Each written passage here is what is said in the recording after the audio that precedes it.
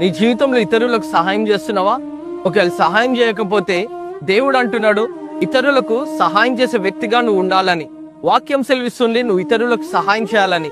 మరి మనం బైబిల్ గ్రంథంలోంచి మనము రెబెకా జీవితాన్ని చూస్తే, రెబెకా మరి అబ్రహాం ఒక దాసుడు ఆ బావి దగ్గరకు వచ్చినప్పుడు తనకు నీళ్లు చేది ఇచ్చిందండి.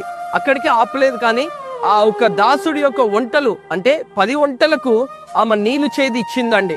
వాటి దాహం తీర్చింది. మరి ఒక్క వంటే 30 క్యాన్ల నీళ్ళు తాగుతుంది. మరి అక్కడ 10 వంటలు ఉన్నాయి అంటే 10 వంటలు అంటే 300 క్యాన్లు.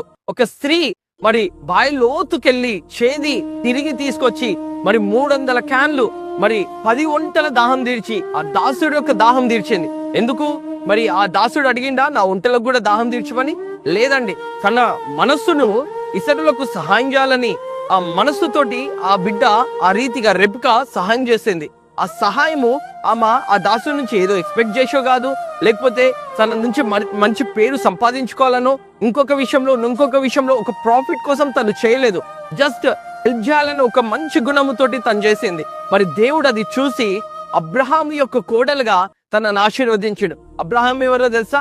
అందరిలో ధనికుడు. అంటే తన మామగారు ఒక ధనికుడుగా మారాడు. ఆమె వివాహము చాలా ఘనంగా జరిగింది. So I want to say you one thing. నువ్వు ఒకవేళ ఎవరికైనా సహాయం చేస్తే ఎక్స్పెక్ట్ చేయకుండా సహాయం దయచేయి, ఎక్స్పెక్ట్ చేయకుండా హెల్ప్ చేయి. నీకు అన్‌హోల్డెడ్ బ్లెస్సింగ్స్ జీవితంలో రిలీజ్ చేస్తాడు. హల్లెలూయా.